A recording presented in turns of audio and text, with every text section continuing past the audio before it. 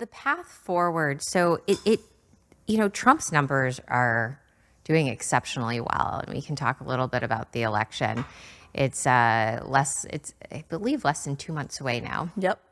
We're within the 60 days, and I agree with that assessment as of today. And it is chaotic. You have the whole mainstream media out there aligned with the other side. So you have to read all of these things through a filter.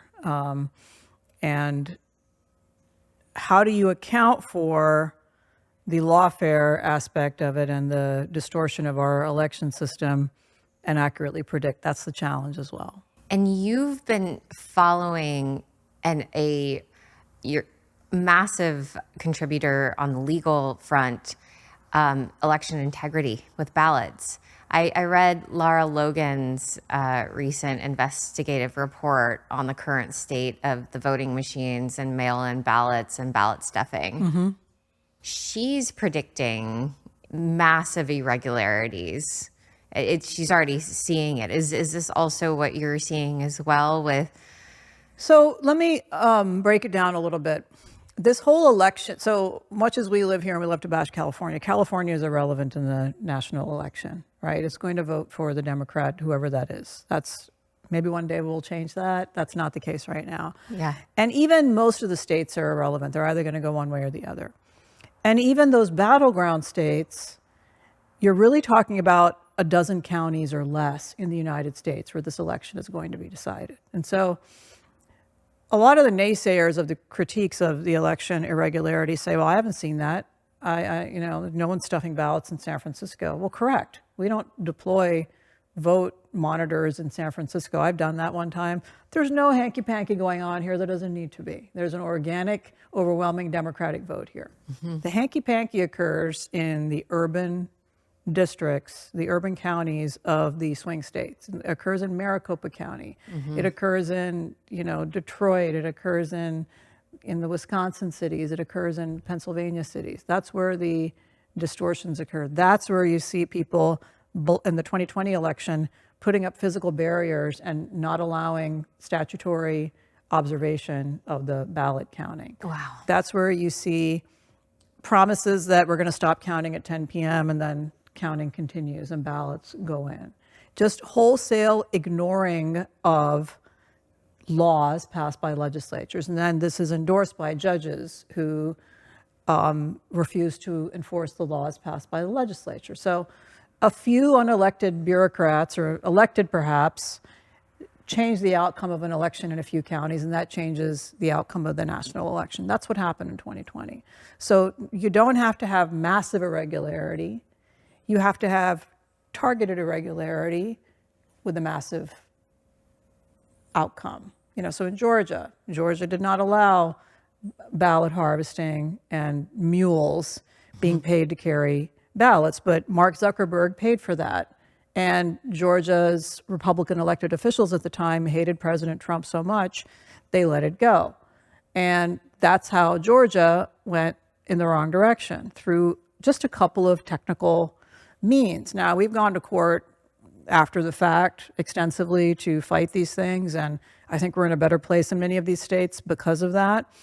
Have we eradicated all of these potential loopholes? Absolutely not. So I'm losing sleep over that, and I will tell you that the left has been funding lawfare, but it's not just the lawfare of filing lawsuits, it's who hears the lawsuits. Yep. They've been preparing the way for that for about 20 years, since the 2004 election, okay? They lost the 2004 election. I mean, Americans, of course, in a patriotic wave, supported the current administration at that time, wishy-washy as it was in many respects, in my opinion.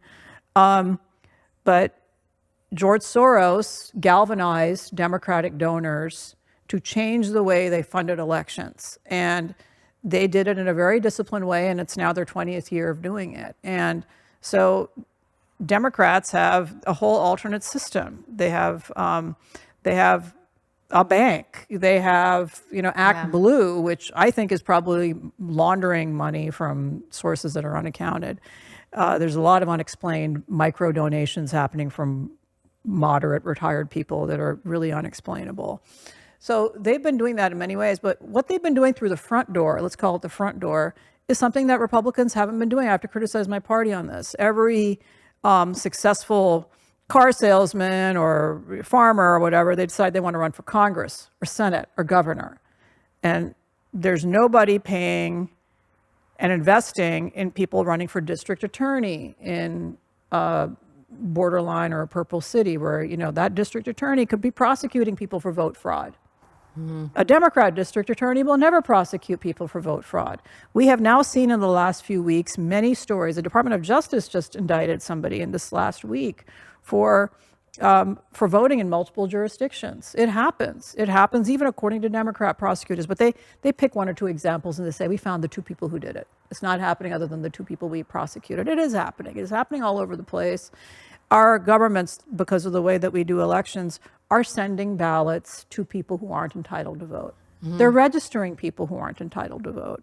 People who are maybe ignorantly not perfectly fluent in English are checking boxes when they get their driver's licenses, and they're registering to vote. And they're in a absolutely legal regime, they would lose their ability to become citizens. That is not happening in this country. And so, anyway, I digress. The point is, Democrats have been, it costs as little as $500,000 to elect a district attorney to a city. Yep. That's all the investment required. It costs millions to get someone elected to Congress, but that one district attorney can change the outcome of the election in that state. That one district attorney in Philadelphia can change the outcome of the Pennsylvania election.